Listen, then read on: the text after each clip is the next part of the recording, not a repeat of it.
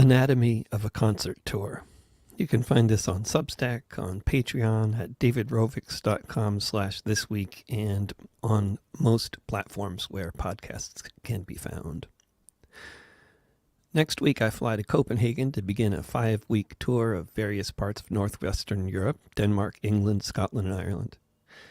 At right about this stage of embarking on a tour, I often find myself frenetically thinking about how I might successfully encourage people to spread the word about gigs I may be doing in a town where they know people. So to get the bald tour promotion out of the way, details are up at davidrovics.com/tour, including spiffy graphics for most of the gigs that are nice to download and share on most any platform, and Facebook event pages for most of them as well, if you do that sort of thing. There are no marketing agencies working on promoting these gigs. If anybody's going to show up to most of them, it's probably going to be because they heard about it from you. Okay, on to the central theme here. When I start spreading around graphics like the one with the list of gigs on it, many people ask similar questions in the comments sections. Most frequent among them are things like, how did all these gigs come together? I often respond to such questions with an offer to send anyone interested a copy of a booklet I wrote that's partially about how to organize tours the way I learned to do it. As to any specific answer to the questions, I tend to be evasive and say little. To the first follow-up question, was this all booked by an agency? The answer is always a simple no. But as to how it was actually done, the root of my evasiveness is just that even a fairly cursory explanation is a bit complex and time-consuming.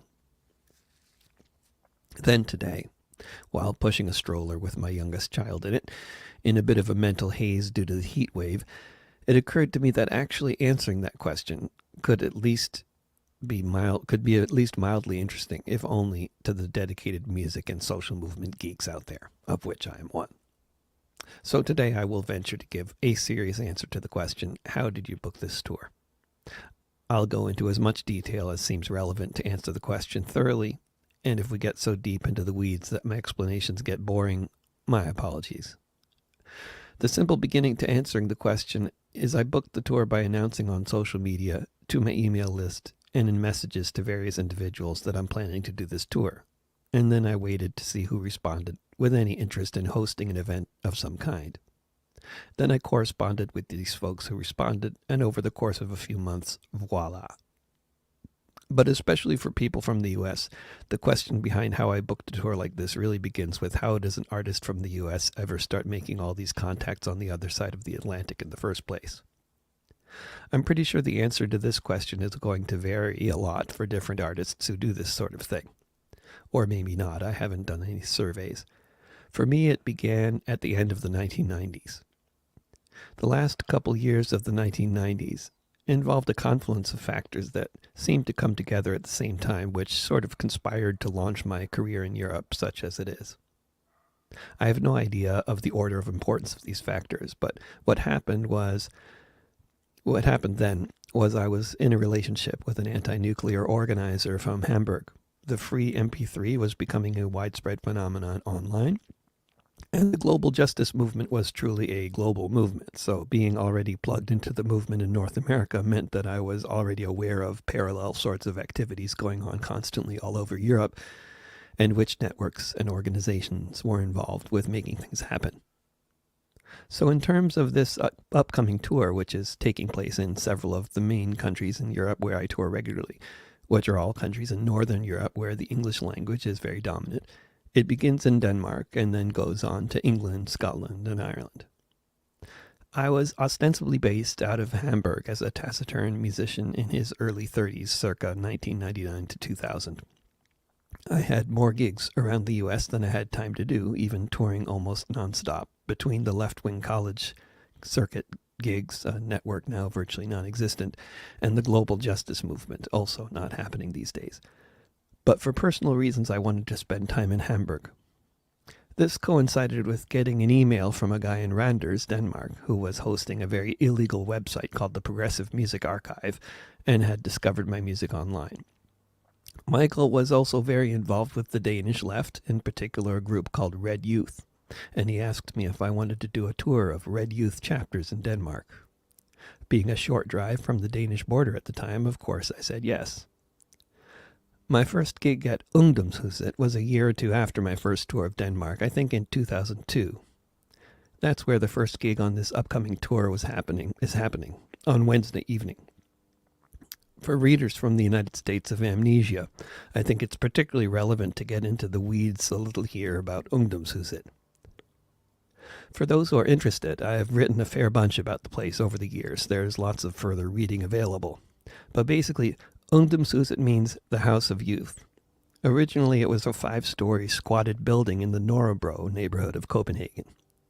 First squatted during the big wave of the autonomous movement in Northern Europe in 1982, until it was destroyed by the authorities in a very dramatic series of events that took place in early 2007. What followed was over a year of regular protests and riots until the authorities ultimately gave people a new building, as everyone was demanding, in what became an increasingly popular movement as it went on.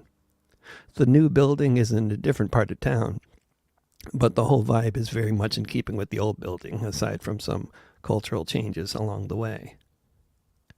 From my personal vantage point, it seems particularly notable that over the years, although the old Ungdomshuset was destroyed, the new one didn't open until quite a while afterwards, and the overwhelming majority of the people running the place at any given time are under the age of 30, many much younger than that. I've consistently easily been able to stay in touch with Ungdomshuset organizers over the years. Sometimes if I don't know who to contact at a given time, just by emailing their booking@ungdomshuset email address. I don't know, but I imagine some people who are reading this are wondering why I even find this to be notable, while others are probably as impressed as I am, because this degree of consistency over the course of 2 decades seems almost inconceivable. The next gig is in Aarhus, the second biggest city in Denmark, on the west end of the country, the beautiful peninsula of Jutland. The first gig I ever did in Denmark was at a little communist bookstore in the center of Aarhus.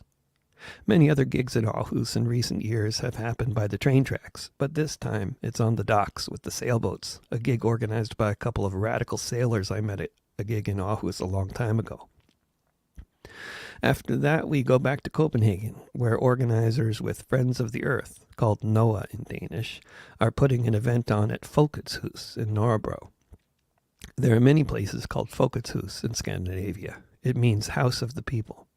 Sometimes a Folkets Hus can be a very conventional, modern building owned by a municipality with lots of different spaces for the public to use for putting on events of whatever sort.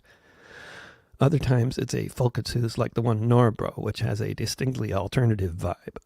But it serves the same kind of purpose, as a big community space for organizations or networks wanting a space to use. I was first in touch with NOAA organizers in Copenhagen years ago, and since they had me sing at their offices back then, there have been other occasions.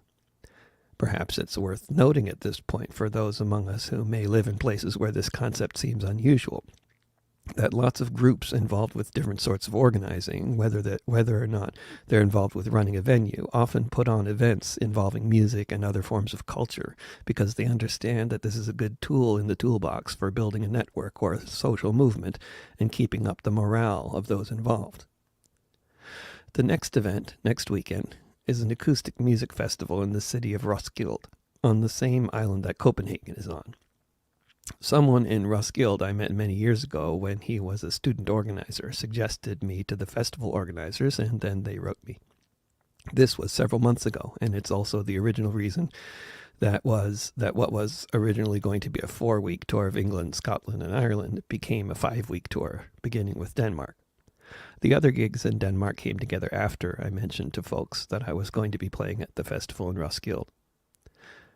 And on Monday, May 29th, one last gig in Denmark, again in Copenhagen, on the sidewalk in front of the very centrally located anarchist bookstore on Halmtorvet that sits conveniently right next to Copenhagen's bar for fans of the left-wing Hamburg soccer team, St. Pauli.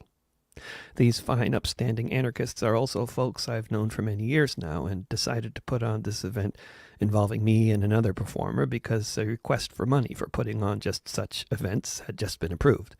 I'm not sure from which government entity or nonprofit organization, but overall funding for the arts in Europe is 100 times what it is in the US, and this fact lets itself be known in many different ways. June 1st, and the first gig in England on the tour organized by the good people of the Islington Folk Club. It was one of the last great folk clubs in London that had a regular venue to use, which could pack in a good crowd, but they lost the use of that venue, and I haven't seen the one they're using this time yet. The last one they were using was tiny, but this is another one. The struggle of the Islington Folk Club to keep going is a real illustration of the ongoing housing crisis in London. June 2nd, the Engels and Eastbourne Conference down on the coast, a rare instance these days of an academic conference with a musical component. This sort of thing used to be very common, especially back in the days of college organizations having funding all over the U.S. to do with what they wanted, which ended around 20 years ago. Now I've lost track of how I originally met the college professor who is the reason I'm playing at this conference, but it was a while ago now. Next stop, Glastonwick. Intentionally named to confuse people and make them think of the gigantic Glastonbury Festival, which also takes place in southern England, but quite a ways to the west of Southwick, the town where Attila the stockbroker, aka John Bain, lives with his wife Rabina. Glastonwick is attended in the low hundreds rather than the hundreds of thousands, and is thus a wonderfully human-scale little family camping on the farm kind of scene, but with lots of punk rock, folk punk, and real ale. Attila was largely my introduction to England, Scotland, and Wales. We did over a dozen tours together in those and various other lands, even in the U.S., back in the days when there were college gigs. But most of our tours were on that island shared by England, Scotland, and Wales. John and I became acquainted because of a guy named Pete Crook, who was a fan of both of us, sent each of us the other's CD. John listened to the CD he was sent and promptly sent me an email and asked me if I wanted to do a tour with him. All of the best tour organizers I've personally known thus far have been musicians, and John is chief among them. He also organizes a great festival with an exceptional roster of acts who people who listen to me on Spotify would tend to like. The festival is always a particular treat for me because along with various locals, it tends to bring together people from all over Britain who are big fans of Attila, many of whom I would have first met at a gig somewhere over 20 years ago. Another of those great musician organizers that I knew well was Ann Feeney of Pittsburgh, Pennsylvania. My old friend and touring partner very unfortunately died after contracting COVID-19 just before the vaccines became available. Hardcore Ann Feeney fans will be aware that she left behind a Swedish husband, a brilliant artist named Julie. She also left her guitar at Julie's place. Last time I was in Sweden, I brought the guitar to Copenhagen. On this tour, I'll do all the gigs with Ann's guitar, and in the process transport it back to the U.S., where it can be united with Ann's daughter, Amy, who is, perhaps not entirely accidentally, a singer-songwriter like her mother was. June 6th, Birmingham, and an event just being thrown together in recent days by folks involved with a network called Palestine Action, which has been laying siege to the arms factories that supply the Israeli war machine all over England and Scotland for almost 3 years now, to great effect. 2 of Elbit Systems' 8 factories have permanently closed due to being thoroughly smashed up by sledgehammer-wielding trespassers, who the Crown's courts keep on refusing to convict, interestingly enough. One of the folks involved with these fine activities is organizing this fundraiser. I've been in touch with a lot of Palestine Action folks since a couple of them came to one of my little shows last summer, and I wrote a song about their brilliant sledgehammer-based campaign. June 8th, back in London, at the venerable London Action Resource Centre, a space I've played in many times, and one that has lasted through decades of gentrification in the area somehow or other. The organizer is a photojournalist I first met around 2002, who was in crutches at the time I met him in a squatted wine bar from a protest-related injury. Guy Smallman has not only taken a hell of a lot of great photos in London, Afghanistan, and many other places, but he's organized a lot of memorable gigs over the past 2 decades as well. This one will also feature Rob Johnson, one of the best songwriters on the planet. Next stop, up north in Wakefield. The Red Shed used to fit in the neighborhood where it's located, but now it looks like a weird little house surrounded by a massive wall, reminiscent of a scene out of the Pixar movie Up. I first played in the Red Shed many years ago, introduced to the place by Attila. One gig there was especially memorable because Attila and I had come in separate cars, and when he showed up he was completely covered in mud from head to toe, having otherwise survived unscathed when a small tornado ripped up the main stage at the Bearded Theory Festival where he had been playing not long before. Middlesbrough, also up in the north of England, a show in a theatre that is used by folks in the community there who have hosted me as well as Attila and many other performers we both know many times. Whether we met through Attila's circles or perhaps because of Andy Kershaw's radio show, I don't know. For a short time I was played regularly on BBC Radio 3, and a significant chunk of any following I have in range of BBC Radio 3 is due to that. Tours rarely make a whole lot of geographical sense, just going from south to north or whatever. They tend to involve a lot of zigzagging, despite the best of original intentions. But the next section does make sense, if you look at a map. We go to Edinburgh, then take a ferry to Ireland to do a bunch of gigs there. Then we take a ferry back to Scotland and play in Glasgow before heading south from there. Both the gigs in Scotland are organized by folks who I've only been in touch with in recent times who are connected with syndicalist circles. In Ireland, a very rare instance of one individual promoter discovering my music online and deciding he wanted to organize 6 gigs. 3 concerts for children and 3 for grown-ups, in multiple towns between and including Dublin and Belfast. For whatever combination of reasons, probably very much including my relatively tiny following in the world and the various kinds of trouble associating with a fringe leftist like me can involve, it's unusual for anyone who promotes events on a semi-professional basis to want to bother with an artist like me. So, hopefully folks turn out to these gigs and Simon wants to do it again. After the ferry back to Scotland and a show at the Red and Black Reading Room in Glasgow, a long drive southward where the last gig on the tour will be on the left field stage of the aforementioned Glastonbury Festival. There are actually a lot of ways a lot of performers end up getting booked at the Glastonbury Festival. When you mention you're playing at Glastonbury, people often react with surprise, or they're impressed. Over 100,000 people attend that festival, after all. But what a lot of people might not have noticed, or never knew in the first place if they haven't been to it, is there are a lot of small stages in addition to the gigantic ones. There are a lot of stages you can get a gig on that are basically just a way to get into the festival for free. I played a couple times at the psychedelic trance stage. One of the gigs started at 2 a.m. It paid £100.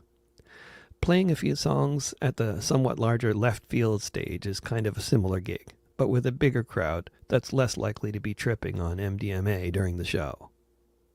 Billy Bragg hosts the stage, and he's involved with hiring all the acts, I think. That's true of me in any case. I saw Billy last summer at the much smaller Tolpuddle Martyrs Festival where he was headlining, and he invited me to sing a few songs on the left field stage this summer. I first met Billy when he borrowed my guitar to sing a couple songs in the midst of a police riot in Miami, Florida in 2003, a memorable occasion. It was Billy's invitation last July to play at the left field stage this June that got me started on booking this tour, which I started booking in earnest last January when I knew I'd be playing at Glastonbury. Everything else came together between then and last week, and some things may still be added very last minute. Most tours I do start with either an anchor gig like that or they're booked to lead up to a protest I'm playing at that I want to recruit people to go to beforehand. Other gigs that are outside of the time frame of these 5 weeks I've been turning down in Denmark and England. I mention this just to illustrate what it's like putting out the word that I'm coming to a country in Northern Europe, as opposed to making the same sort of effort these days to tour somewhere in the U.S. other than California. Like, I'm hoping to do a tour in the Midwest in October, but so far I've only got one confirmed gig in Detroit, nothing else. I suppose I never spelled it out, but for those interested in the weeds here, sometimes the folks who ask how I organize these tours also wonder where I stay. The answer is about 90% of the time with friends who have guest rooms available. As to how I get around on this tour and most of the other tours these days. I fly across the water and then rent a car. Anyway, that either gives you the basic idea of how this tour came together, or you're asleep by now, in which case, hopefully my shows are more engaging than this blog post was. Hope to see you on the road and in the streets.